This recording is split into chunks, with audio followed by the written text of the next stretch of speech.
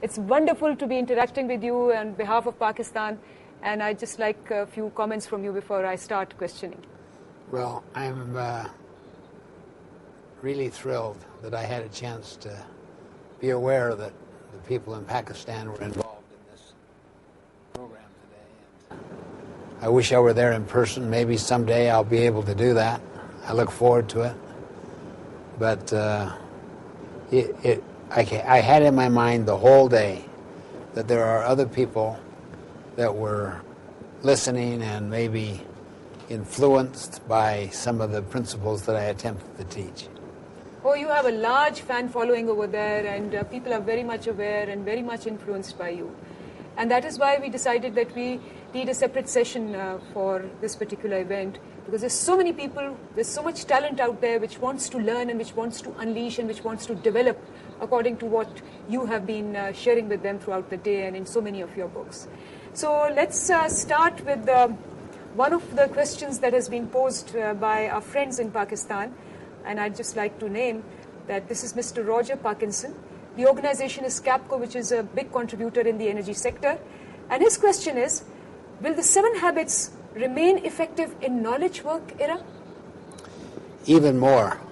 The reason is that it's all based on principles. The first habit, be proactive, is the principle of taking responsibility and initiative. The second habit, begin with the end in mind, is based on a principle of deciding what your purposes are and what your values are. The third habit, first things first, is that you live by them. That's the integrity habit. Think win-win is essentially the essence of life, the golden rule. Seek first to understand, then to be understood is the essence of all professionalism.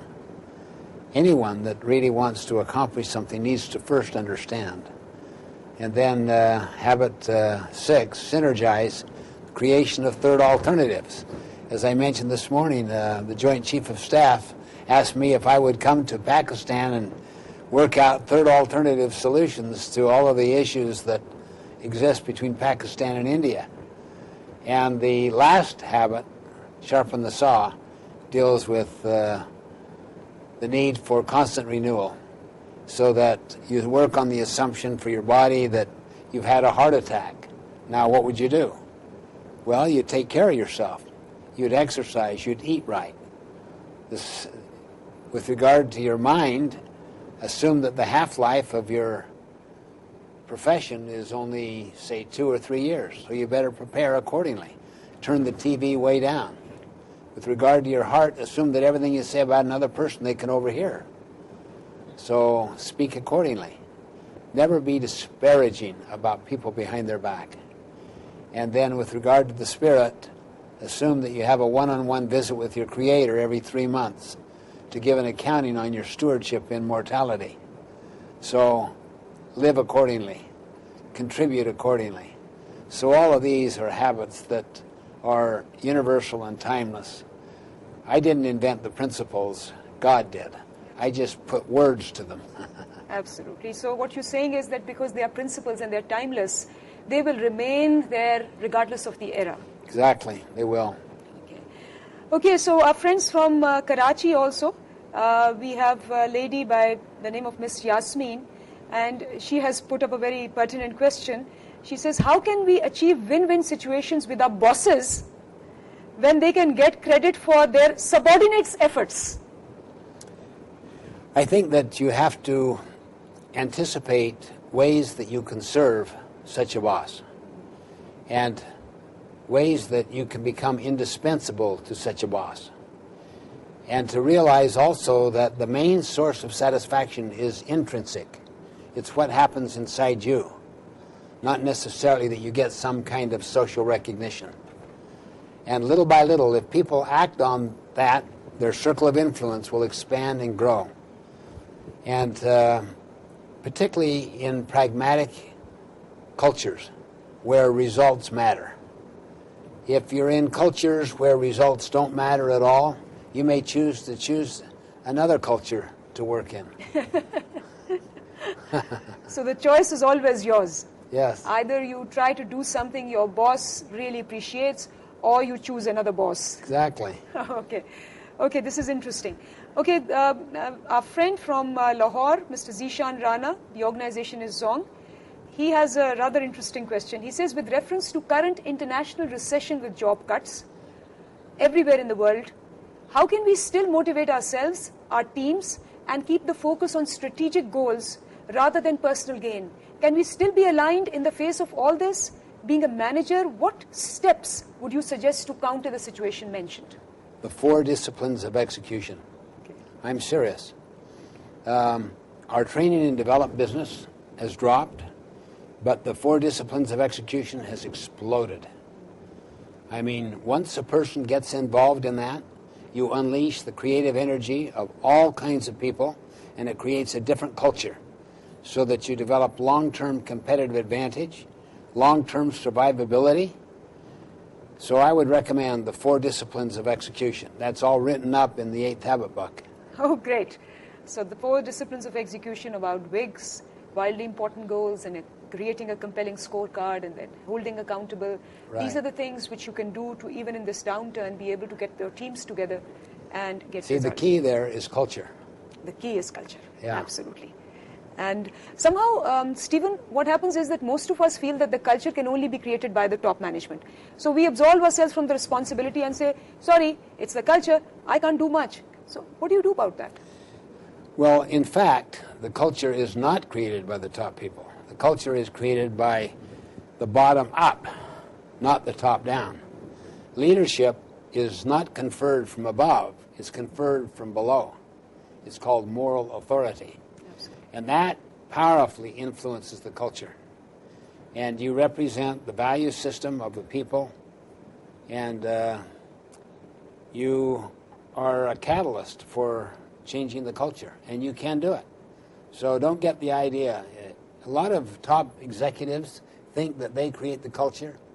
Absolutely not. They create the opposite culture than they try to create.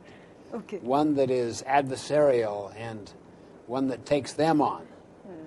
So the culture is basically a bottom-up approach. Yes, it's you see, this is also a paradigm shift. Once you make that paradigm shift that, we are responsible for the culture and not those out there, I think a lot of things It is follow. a paradigm shift. It is a paradigm shift. Okay, now we have another friend of ours, Mr. Fareed Beg. He's director training at our international airline, Pakistan International Airline. He says, how can we bring about paradigm shifts towards transformational leadership for higher productivity when in today's world, hard task management styles are encouraged? I would say one principle. Involve the people that are in that situation, in that problem itself, and work out the solution together. See, that very question is an industrial age question. It assumes that someone from the outside comes in and does something. That's not the way it happens. Involve them in the problem, work out the solution together. That itself is a principle. So the level of involvement is equal to the level of commitment. It is. If they're really involved sincerely, and if the formal leaders are aware that they may be influencing that in an incorrect way, go out of the room. Let them work on it.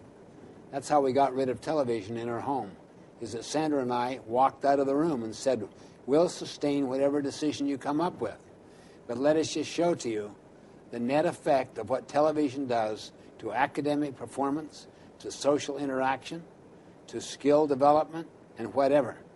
And they said, all you want to do is get rid of television. No, we'll sustain your decision. They came up with a decision of 1 hour a day per person, which essentially amounts to a movie on the weekend or watching some sports activity. And they have to account to Maria. She's the one that is responsible, and if anyone violates it, they're under the honor code. They have no television for 2 weeks. Well, all the parents out there, please follow this, because everybody wants to get rid of the idiot box. Okay, we have Mr. Mudassir Akil. He's another friend from Bank Al-Falah, Lahore. He says the 80-20 rule has been proven by academic research. Do you believe in it? If it's in fact true, then should we cut the non-performers or try to reform them?